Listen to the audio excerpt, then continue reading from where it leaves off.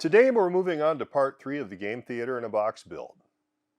This piece will be making its debut at Harnmoot, April 24th through the 26th, and then heading straight to Strategicon's Gamex 2026 over Memorial Day weekend, where one lucky attendee will be taking it home.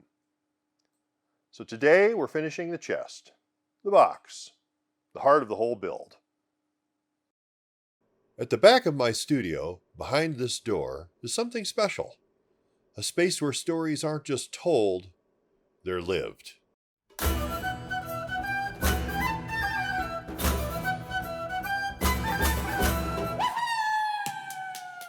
Welcome to Pernicky Ricks, the ultimate guide to crafting spaces that don't just tell stories, they immerse you in them. Alright, today I'm wrapping up the faux iron strapping. I'll be filling the seams and sculpting the hand-wrought nail heads using Aves Apoxie Sculpt. And then painting everything with Montana Color RV7016 Anthracite Gray. After that, I'll come back in with some airbrush shading and filtering using Monument Hobbies Pro Acryl paints. My friend Jay picked this setup for me and suggested that I try it. So this will be its first run here on the channel. We've got a lot to get through, so let's get started.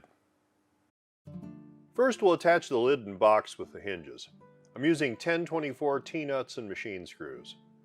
Whenever possible on a build like this, I prefer nuts and bolts since they hold up much better under use and abuse and are far less likely to pull out. Since the back of the chest is hidden from view, these won't detract from the overall appearance. Since the barrels of these half-surface hinges face the inside of the chest box, I need to carve out a small recess for them to seat into.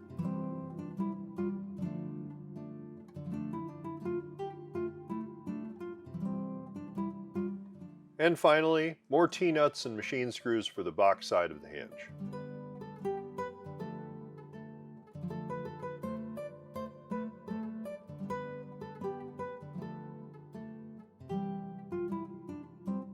Now I'll fill all the seams on the faux iron strapping.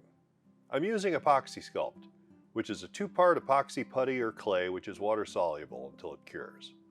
Once cured, it becomes rock hard and can be sawed, filed, machined, or sanded. It's a staple in effect shops across the country.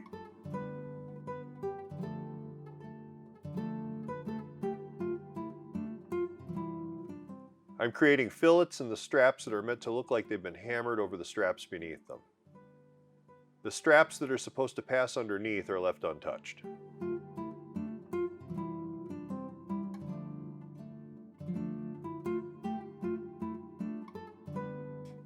I'm also using it to create the faux wrought iron hinge barrel for the simulated latch on the front of the chest. When working with Epoxy Sculpt, remember to keep your fingers, sculpting tools, or whatever you're using slightly wet.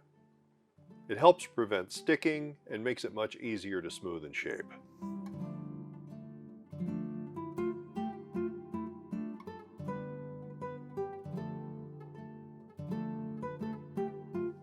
Off camera, I sprayed all the parts with Montana Color spray paint and let them dry. Now using my trusty Pache Model H airbrush, I'm lightly dusting the edges, seams, and the areas where I expect the faux wrought iron nail heads to be with pure Pro Acryl black.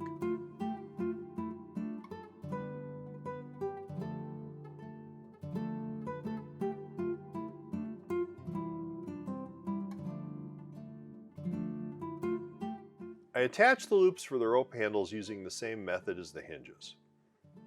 They're installed first so the strapping can fit over the screw heads and hide them. The strapping itself is attached using 1/2-inch wood screws and Titebond Thick and Quick multi-surface glue. Using both mechanical fasteners and adhesive is a bit of a belt and suspenders approach, but it helps ensure everything stays secure for the life of the chest.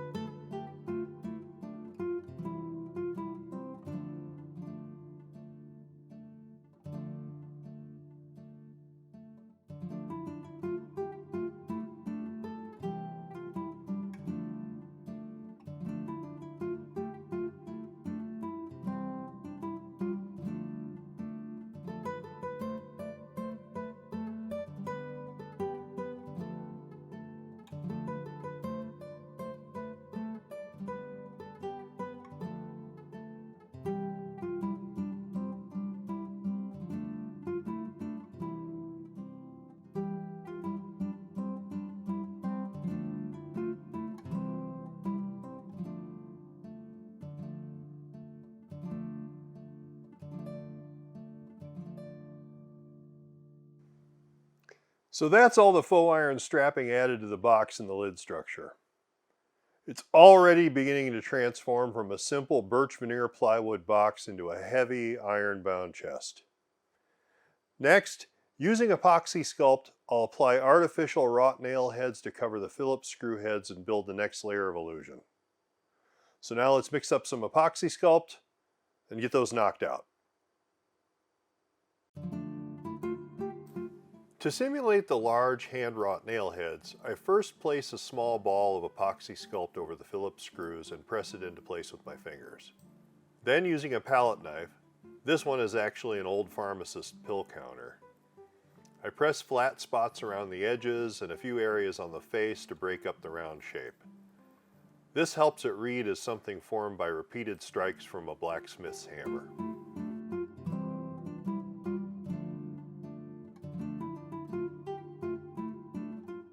Once the epoxy sculpt is fully cured, I paint all the nail heads with hand-mixed Pro Acryl Gray that I matched to the Montana color spray paint.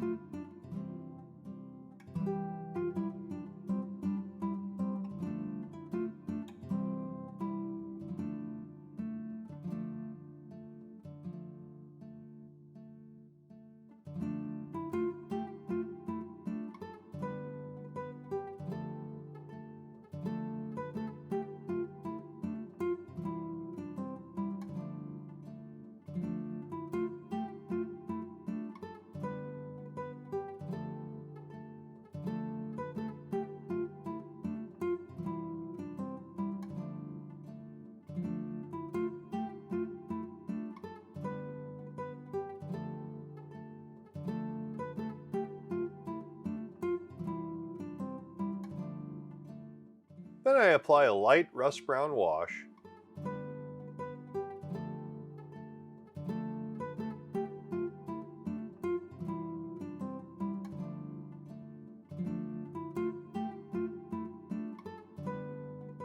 and lightly dry brush the edges and nail heads with a bright silver.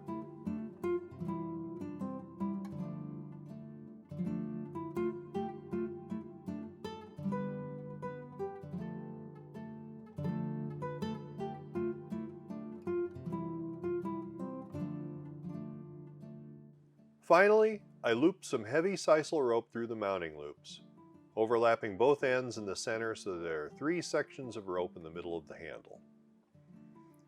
I tie them together using sisal twine to hold everything in place, and then wrap the entire handle with the same twine.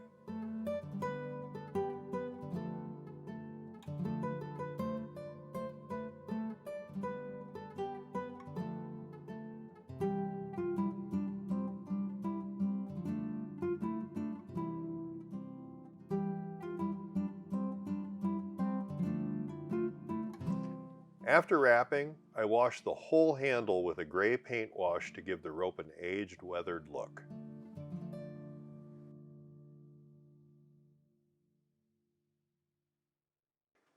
And here it is, the box portion of the game theater in a box finally brought to life. I'm genuinely thrilled with how this has turned out. It has crossed that line from being a project on the bench to something that feels like it belongs in a story. Honestly, I'm a little jealous of whoever ends up taking this home at Strategicon's Gamex convention in May. It's going to make a fantastic centerpiece for someone's game room, and I have no doubt it's going to see some great sessions. Next, we'll move on to the wall and false window that this chest sits in front of. The wall will ultimately fold down and pack away inside the chest itself. That's where this really starts to become something more than just a prop. If you've enjoyed this, give the video a thumbs up. Consider subscribing. Don't forget to hit the bell icon so you don't miss what's coming next. It really does make a difference. If you want a chance to take the game theater in a box home, join me at Strategicon over Memorial Day weekend. One lucky attendee from my panel will walk away with it. And if you know someone who would appreciate this kind of thing, share the channel with them. It helps more than you might think. Thank you for spending a little time with me today. Till next time, keep dreaming big May your games always have the spaces they deserve.